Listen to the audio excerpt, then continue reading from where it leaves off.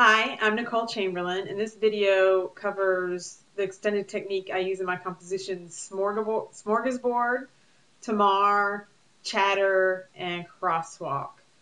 So the first thing we'll talk about is pizzicato, which I think is used in all of them. And some people use pizzicato for flute. They try to use I think it's more effective to use the tongue pressed against your teeth, so you get more of a So the air is held back by your tongue. And when you release the tongue, that is what's produced. And you don't get a really good flute sound. So don't be afraid if you don't get that beautiful flute sound. It's more a percussive effect. So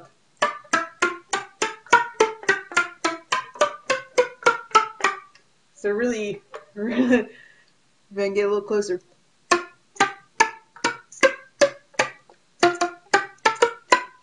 And that's basically how I do it.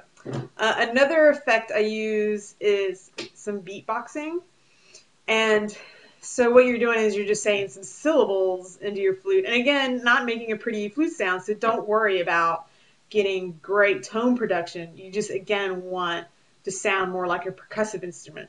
So one of them I use a lot is sa, or Z-A.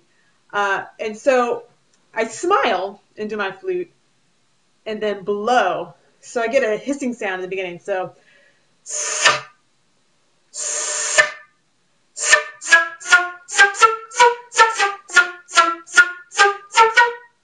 and you can do similar things, changing, and there'll be a lot of spit.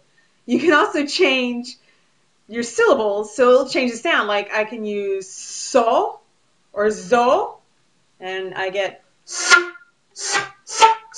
a little bit different than the za. It's a little hollower sound. And then you can use tu, which is a little bit harder. And you can use ka, a little windier. T-S-E, or T-S, I think I use it as. Sounds like a hi-hat. And you can combine that with so that you get more of a bass sounding drum. So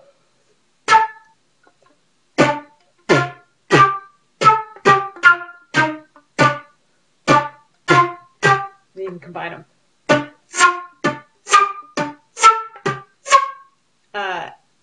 I use that, I think, in tamar, the boots in the alto flute part, or the third C flute part if you're not using the alto flute. And another thing I like to use is this click sound that's in smorgasbord in the carbonated movement. And I'm just slapping my tongue, so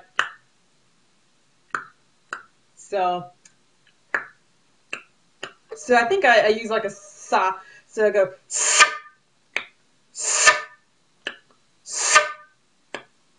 I'm a little dry today. It helps if you've got some water handy to kind of make sure you're not have dry mouth.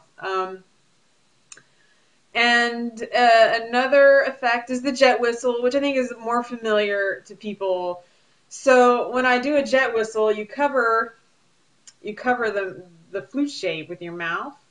You cover the flute hole with your mouth, and you aim at that wall on the other side so that your air is kind of split. So even though I'm covering it,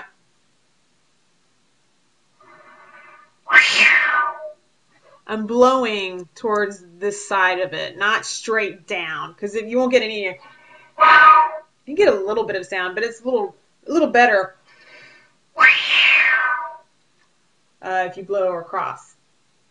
And then I think another one I use, I think I've covered it all. Yeah, I've covered it all, but you can there's also singing and playing, which I would highly recommend Nina Perlov's video on how to sing and play, because she really shows you how to get started.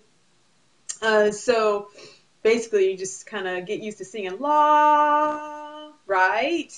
And then instead of just singing la, you have to push air out so you can make a sound with the flute. So it's la, or loo is probably the better ooh sound.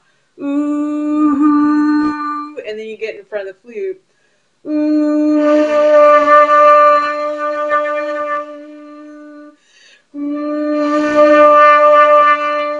So that's how I do singing. And I think that's it. And all these you can also do on the piccolo as well. So if you decide you want to beatbox on the flute, and I think in Tamar there's some sighing on the piccolo, and you can also put. So it sounds a little bit different.